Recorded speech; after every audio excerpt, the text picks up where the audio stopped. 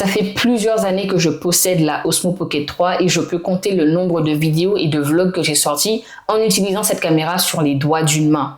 Tu n'as pas besoin d'upgrade vers la Osmo Pocket 4 si tu possèdes la 3 et qu'actuellement, tu ne fais pas du contenu. Ce n'est pas la chose qu'il te manque. La chose qu'il te manque, c'est une dose de courage. Maintenant, attendre d'avoir une bonne caméra pour se lancer sur les réseaux sociaux, ce n'est pas une mauvaise chose. Si tu peux te le permettre, vas-y. Si tu es plus à l'aise, vas-y. Si tu préfères la qualité de cette caméra-là à la qualité de ton téléphone, il n'y a aucun souci. Prends ta OP4. Ce qui arrive à beaucoup de créateurs, dont moi, c'est qu'on a pour la plupart le syndrome de l'objet brillant. C'est-à-dire qu'il te manque toujours quelque chose ou tu veux toujours la dernière nouveauté pour pouvoir être compétent en fait dans ton travail, entre guillemets. C'était la qualité de la vidéo qui n'était pas assez bonne pour toi. Alors tu as acheté la Osmo Pocket 4.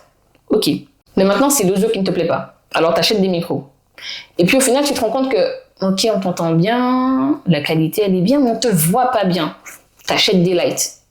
Et puis au final, le micro que tu as acheté, il est bien, mais tu peux avoir mieux en fait.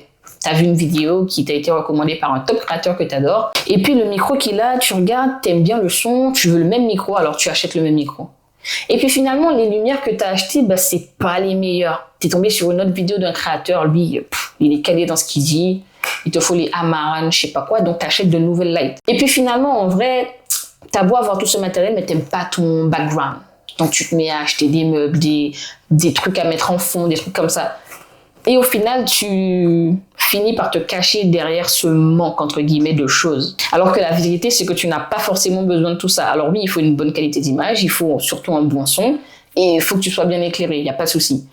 Mais tu te caches un peu derrière tout ça. Le nombre de personnes qui font des vidéos juste avec des iPhones ou des Samsung, ou bref, des Android ou que sais-je, il y en a beaucoup. Et donc, toi, tu veux me faire croire que parce que tu n'as pas un super micro, la DJI Osmo Pocket 3, 4 ou la Sony ZV-E10 que tu possèdes n'est pas assez bonne pour que tu puisses faire du contenu de qualité sur les réseaux sociaux. Non, c'est faux. Après, comme j'ai dit, si tu veux te lancer sur les réseaux sociaux avec la dernière caméra qui est sortie, il n'y a pas de souci. Libre à toi. Achète-la, sois à l'aise, mais publie tes vidéos. Puisque sinon ça sert à rien, c'est juste une excuse et de l'argent jeté par la fenêtre. Voilà, cette vidéo elle est autant pour toi que pour moi. Là je filme, je poste une vidéo random sur une chaîne YouTube random où j'ai posté des vidéos foot à l'époque qui sont toutes masquées. Ça n'a rien à voir avec ce que je fais d'habitude, j'en ai rien à faire, j'ai décidé de publier. Parce qu'il faut se remettre dans le bain, sinon tu arrêtes juste de créer. Donc voilà, je vais essayer de publier ça.